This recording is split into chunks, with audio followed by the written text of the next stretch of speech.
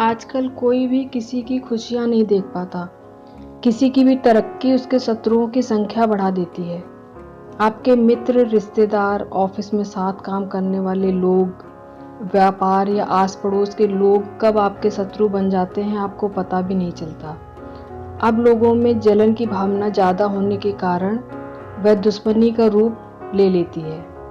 फिर लोग दूसरों की खुशियां बर्बाद करने के लिए उसे हर तरह का नुकसान पहुंचाने की कोशिश करने लगते हैं। यह नुकसान शारीरिक, आर्थिक के अलावा समाज में नाम खराब करने, बदनामी करने का हो सकता है। नमस्कार दोस्तों, आपका मेरे चैनल में स्वागत है। आज हम शत्रुओं को कैसे अपने वश में करें जिससे वह हमें किसी तरीके का नुकसान ना पहुंचा पाए, क्योंकि हमारे दुश्मन जिस तरह हमें लगातार नुकसान पहुंचाने की कोशिश में लगे रहते हैं, उसके बदले में हमें अपना बचाव करना बहुत ज़रूरी हो जाता है। शत्रु वश में करने से वह आपको नुकसान भी नहीं पहुंचा पाएंगे और आपके लिए जो दुश्मनी उनके मन में है वह भी दूर हो जाएगी। आप इन उपायों के जरिए अपने सभी शत्रुओं को अपने वश में कर सकते हैं। चलिए उपाय के बारे में जान लेते हैं। जिस दिन पुष्य नक्षत्र पड़ रहा हो उस दिन चमेली के पेड़ की जड़ को पूजा करके घर ले आएं। हर महीने एक बार पुष्य नक्षत्र जरूर पड़ता है।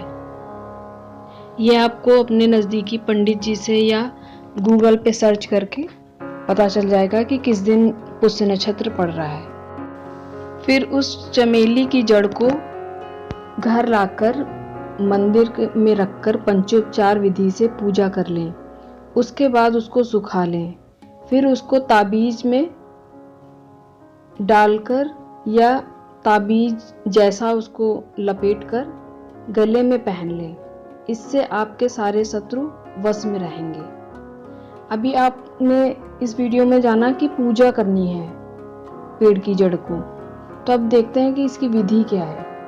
आप किसी भी पेड़ पौधे का इस्तेमाल किसी उपाय, टोने टोटके आदि के लिए करते हैं तो उस पेड़ या पौधे की पत्तियां या जड़ या कोई भी भाग लाने का एक तरीका होता है कि जिस तिथि या नक्षत्र में आपको यह उपाय करना है। जैसा कि इस उपाय को पुष्य नक्षत्र के दिन करना है तो उसके एक दिन पहले आपको उस पौधे के पास जाना है, जल चढ़ाकर, थोड़ी सी मिश्री चढ़ाकर और कुछ दक्षिणा के रूप में पैसे रखकर उनकी पूजा करनी है।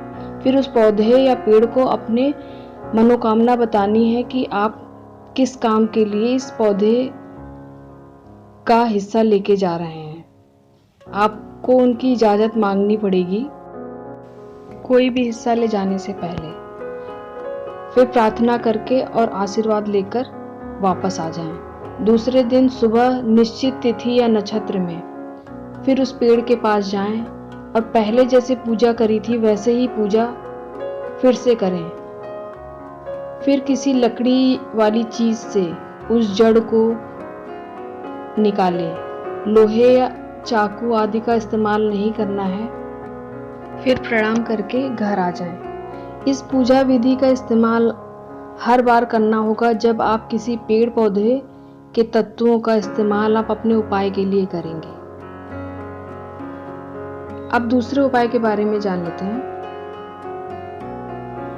आपको पुष्य नक्षत्र का इंतजार नहीं करना है। इस उपाय के लिए आप किसी भी रविवार के दिन सफ़ेद आंकड़े का पौधा, यह बहुत आसानी से मिल जाता है।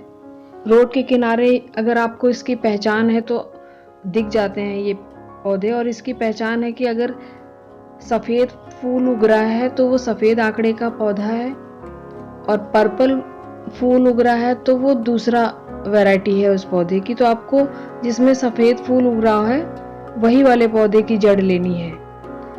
और संडे के दिन सफ़ेद आंकड़े के पौधे की जड़ को लेकर घर में पंचोपचार विधि से पूजा कर लें। फिर उस जड़ को सुखाकर अपनी दाईं भुजा में बांध लें। इससे भी शत्रु वश में हो जाते हैं। आप दोनों उपायों को एक साथ अपना सकते हैं। इसमें शत्रुओं का किसी तरीका का नुकसान नहीं होता, आपको भी कोई नुकसान नहीं पहुंचा पाते और आपके वश में हो जाते हैं। यह सबसे आसान तरीका है और उपाय भी शत्रु को वश में करने का। अगर आप अपने शत्रुओं से परेशान हैं तो आप इस उपाय को ज़रूर अपनाएं, आपको ज़रूर लाभ मिलेगा। धन्यवाद।